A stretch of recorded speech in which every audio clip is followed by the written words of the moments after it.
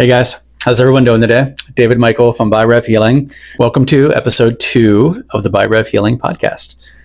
Today I want to talk about the various plant medicines that I have used over the past 10 years and which ones I have had challenging experiences with and the ones that I find a little more drawn to for their consistency and deep healing potential for myself. And I want to make it very, very clear that this is my opinion based on my experiences. I'm not saying that I'm right. I'm not saying other people are wrong. Psychedelic and psychedelic healing is a very wide experience, and it connects to all of us in different ways. So this is not a guidebook to say that you should or shouldn't do a certain thing. It's just, what I've been through and the perspective that I have on it through my own experiences. I'm always open to a good-natured, positive debate on these things. So if you have any things that you would like to add or your own experiences, I feel free to comment or to DM me. I love talking about that. But again, remember, this is just my experience. That's it. So the first one I want to talk about is Hapa. And Hapa is a plant medicine that is usually, for the most part, a very, very strong ground tobacco ground into a powder. It's a snuff, so you insufflate it. And more often than not, you'll have two people in the ceremony, and you will sort of blow. There's a long tube that you pack the plant material in, and you blow it into the other person's nostril, so it gets really deep into the sinus cavity. I'm not a big fan of insufflation. It's just feeling that in my sinuses is not a comfortable feeling for me. And the idea of plant medicine is not to be comfortable. I know that, but it's particularly uncomfortable for me, as opposed to some other people who really enjoy this particular plant medicine. I've experienced it twice, and I don't like the feeling of it being in my nose, my sinus cavity. But more than that, nicotine, my body is very sensitive to nicotine. I've never been a smoker. I've never used any kind of tobacco product or nicotine product. And there's a lot of nicotine in this plant medicine. So when it gets into my system, I get a very nauseated, a deep purge, which purges are great. I am all for purging. And if you don't know what purging is, it's basically vomiting and sometimes, going to the bathroom, getting everything out of your system. And, while that happens, oftentimes insights come as you're purging. And, again, I'm all for purging it with plant medicine, but for some reason, the purging through the nicotine, it really jolts my nervous system in a way that I don't like. Straight up, I don't like it. And again, if you're not super sensitive to nicotine or you do use nicotine products, this might be for you. It might be an interesting experience, but for me, I find it uncomfortable beyond the realm of normal uncomfortable with plant medicine. I don't find the insights to be as profound as I do with other plant medicines. So I've kind of shelved this one. It's not something that I really want to revisit anytime soon. But again, if you guys have done that, have experienced it, I would love to hear your experiences and how it was beneficial to you. The next one is also a snuff, and it is the plant medicine in the snuff is called yopo seeds. And the yopo seeds are these little brown flat seeds that you have to sort of process. You bake them, you remove the husk, you grind them into a powder, and same thing. You have someone shoot them up into your nostrils, deep into your sinus cavity.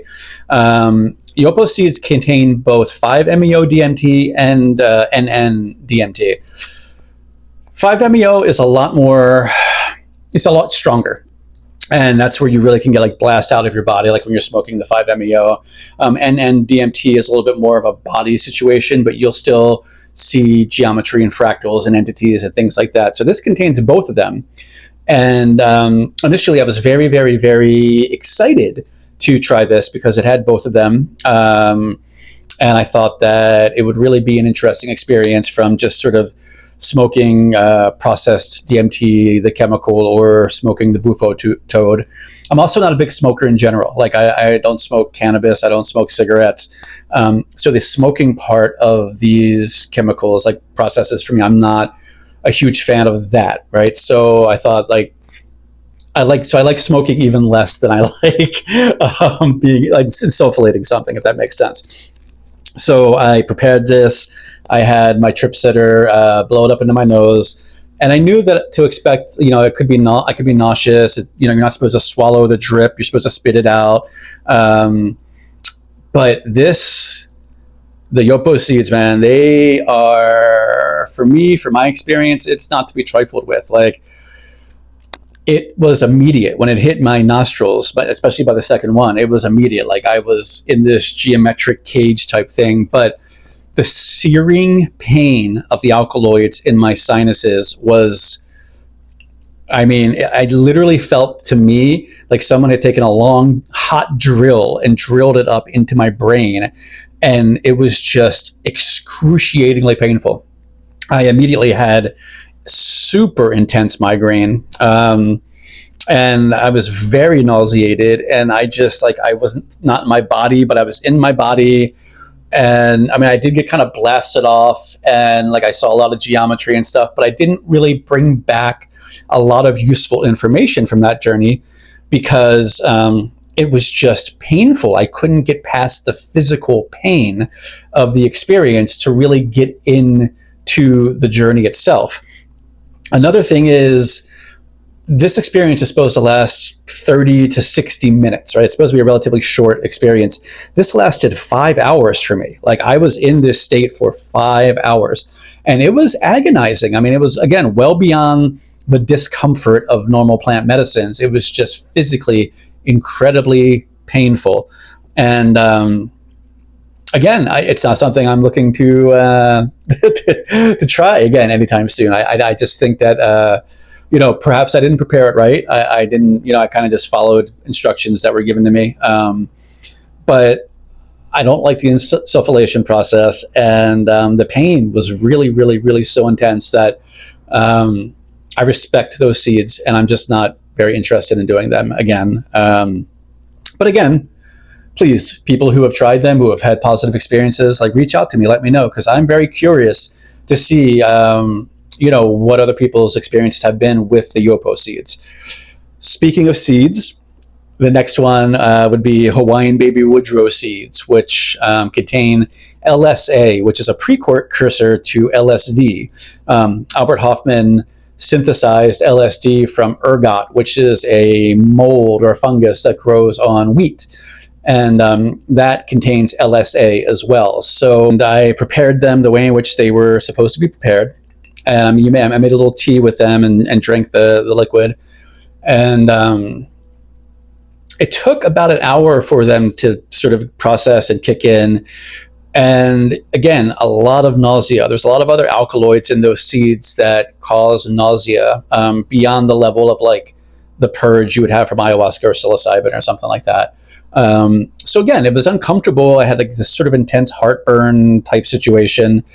And as far as like the journey itself, it was more of like a weak LSD experience. Like, it wasn't really, again, super profound. I didn't come out of it with any big revelation about myself or about, the other world, or with any kind of lessons given to me or interesting information. It was just sort of like closed eye visuals, some geometry. And it just wasn't particularly profound, juxtaposed by the sort of nausea and heartburn that I had incurred by drinking it. So again, I worked with them a couple of different times. I sort of added a few more one time. I took less, just to kind of see if the experience would change a little bit. And really, when I took more, the only thing that happened was my stomach hurt more. I didn't have more of a profound experience. So I've shelved those as well. I find that these medicines, like, there's certain other place in the pantheon and people do get benefits out of them. It just wasn't for me. And I felt like the physical challenges were a little tougher juxtaposed with like the information I actually got from them. So not super big fan of the Hawaiian Woodrow, baby Woodrow seeds, or morning glory seeds. You can also get them in morning glory seeds. Ayahuasca. I really, really appreciate my ayahuasca. I've had amazing experiences on them, on it, and the different huascas that I've made. Different brews from different plants that you can find in the United States, or things like Syrian rue, which is a monoxidase inhibitor, a natural monoxidase inhibitor that allows your body to process the DMT from like an acacia plant or something like that. But the ayahuasca situation for me, I feel almost like a fraud using ayahuasca. I find that from a cultural standpoint, I think that these medicines are important for the indigenous cultures, right? And I just think that the whole sort of Western, not even a Western, like American ideology or European ideology of going to these places in Mexico or South America and having these indigenous people guide you through this experience, or not even indigenous people, just people who have opened up, other Westerners that have opened up, centers for groups in these places, that they are kind of taking advantage of the culture, taking advantage of the plants there. The ayahuasca vine takes a long time to grow, and it's being harvested in a crazy amount, like it's really, with the popularity of psychedelics, I feel like it's being harvested faster than it's growing, right? And the indigenous populations there use this for their own medicine in their own ways, and they've been doing it for thousands of years. And I don't feel like, as Westerners, we need to be going down there and taking advantage of the situation. And, of course, there are people like the local communities get money and stuff like that, but that's not always the case. More often than not, it's a Westerner that opens up one of these centers, and, they'll have a couple of native people who work there. And, they're taking from the jungle. They're not giving back to the communities. They're not offering integration.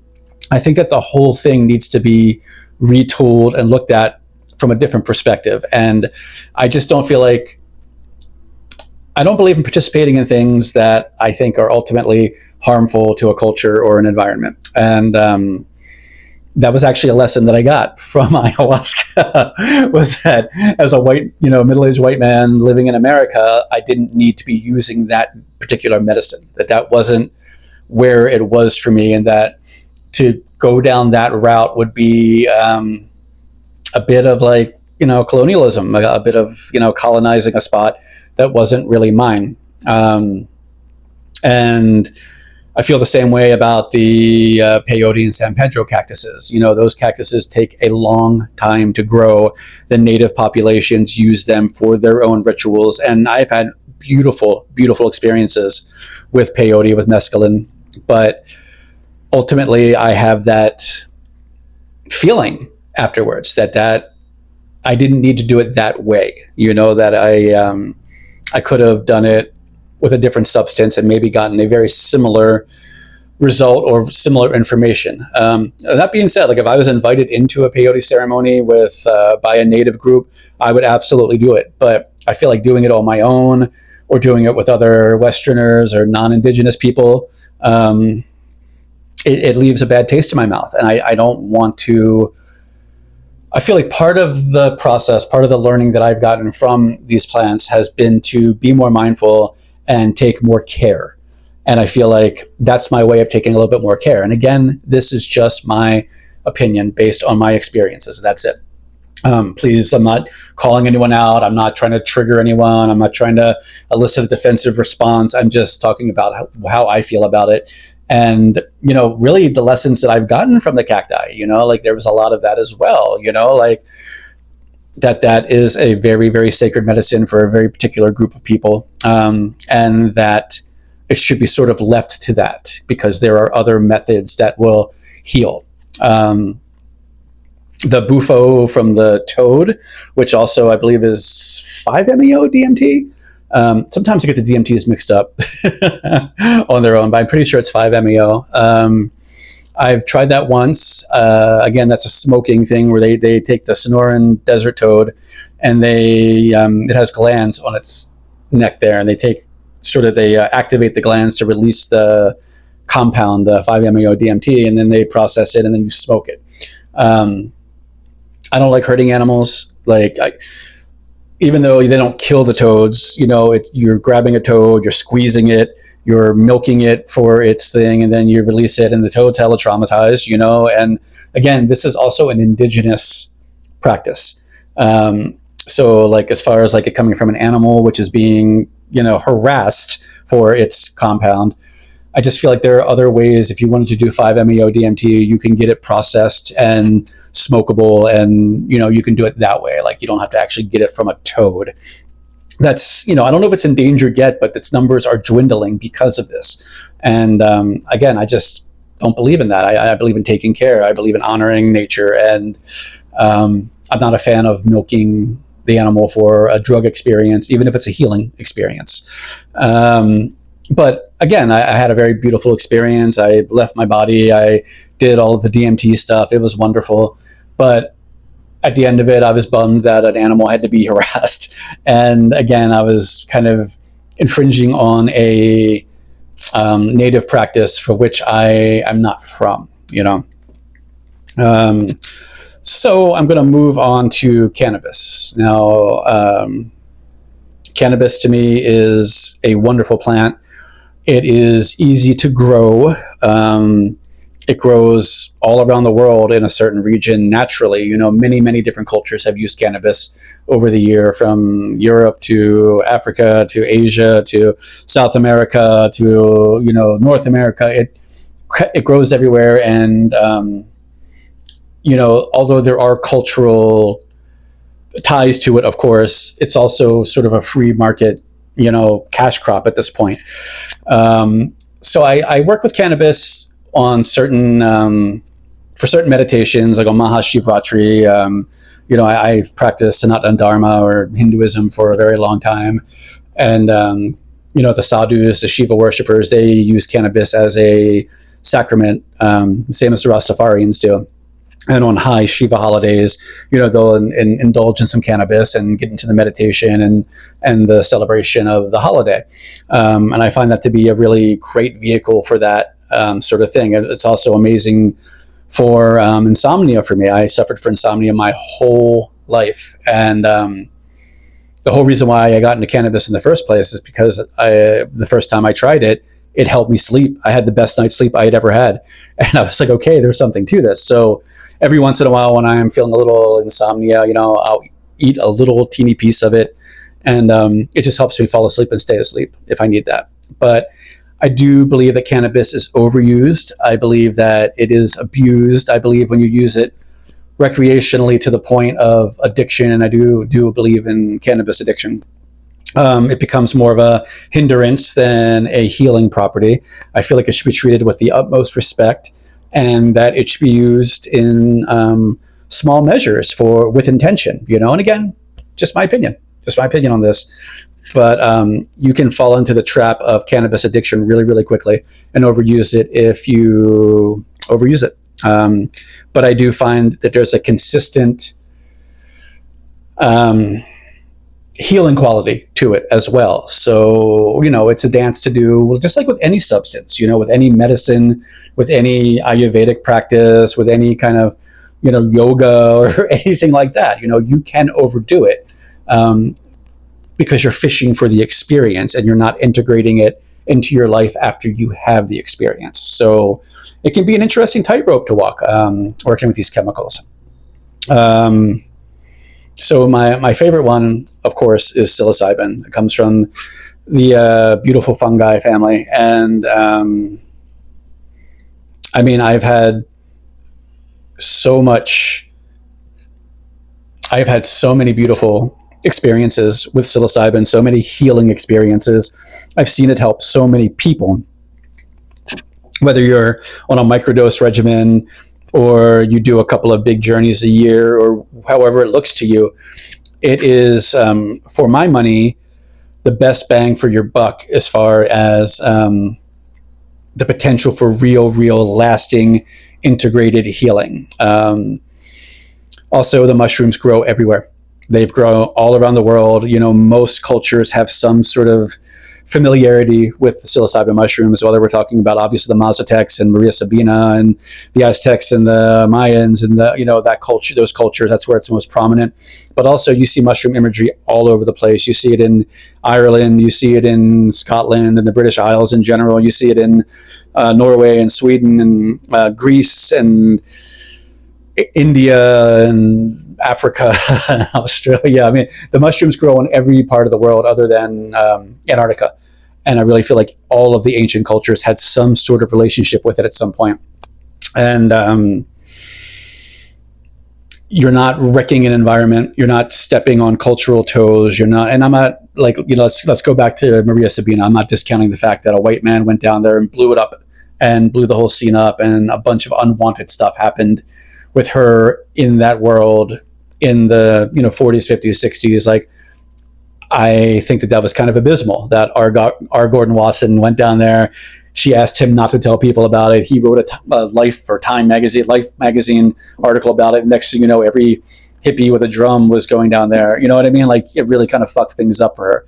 And I am not a fan of that at all. I want to be very, very clear. But it also did unleash a wave of healing potential that still is yet to be fully understood.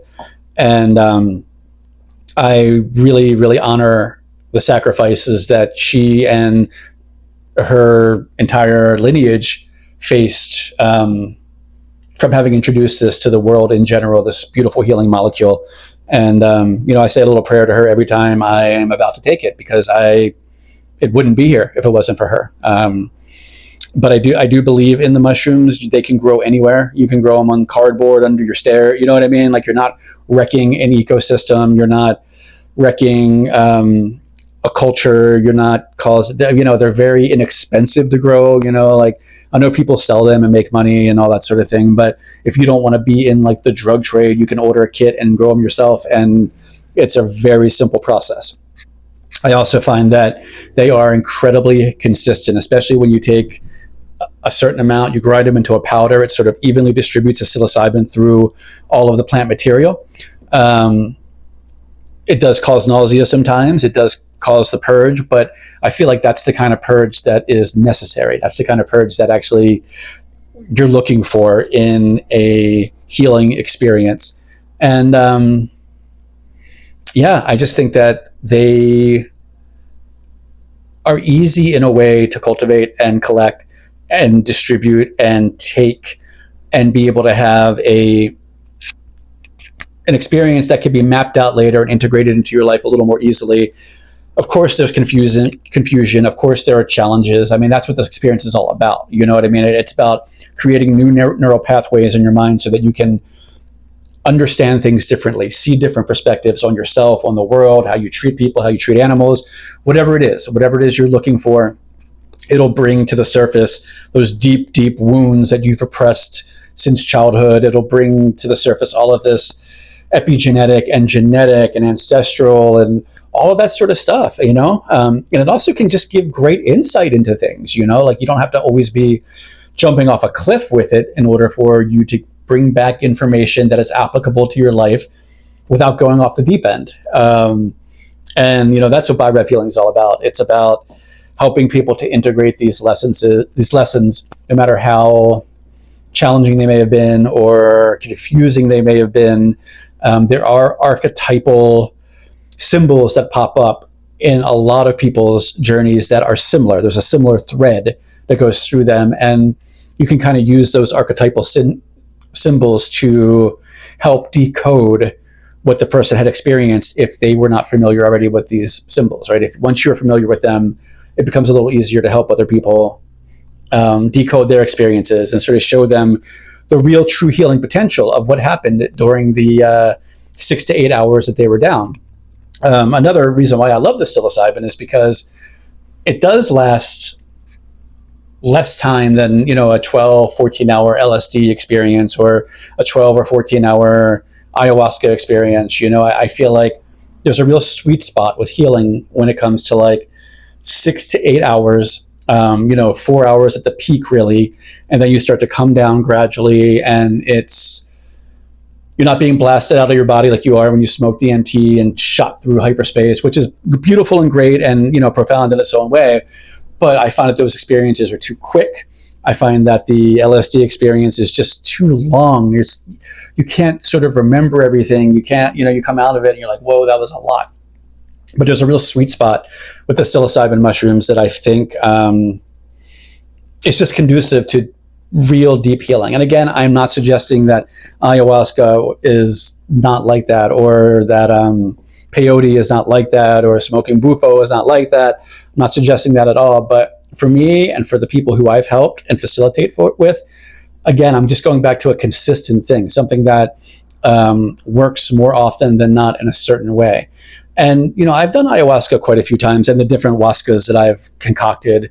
And I found that psilocybin takes me to pretty much the same exact place. Like, I have almost the same exact experiences with psilocybin as I do with ayahuasca. It's not very much different, especially when you're doing a heroic dose of, 5+ grams.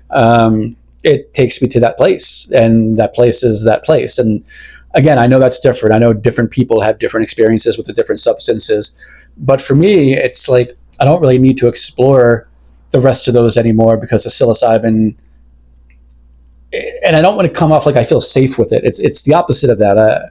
My partner actually asked me yesterday, like, if I was scared the first time I did it. And I told her I'm scared every time I do it. Like, I get nervous. My nervous system starts freaking out. I feel like I'm on a roller coaster. I get scared every time I have that cup of tea in front of me and I'm about to shoot it back, So it's not that I feel safe with the mushrooms. I mean, I've had incredibly challenging experiences with them, but there's a reliability to them that I feel if I'm going to jump into this, that I know I will get something out of it without having a feeling like a burning hot drills going into my pineal gland, or that I'm going to be, vomiting blood from this super acidic seed that you drank, But I'm glad that I had those experiences. I'm glad that I've had all the experiences that I've had in order to be able to compare and contrast them and see what really works for me.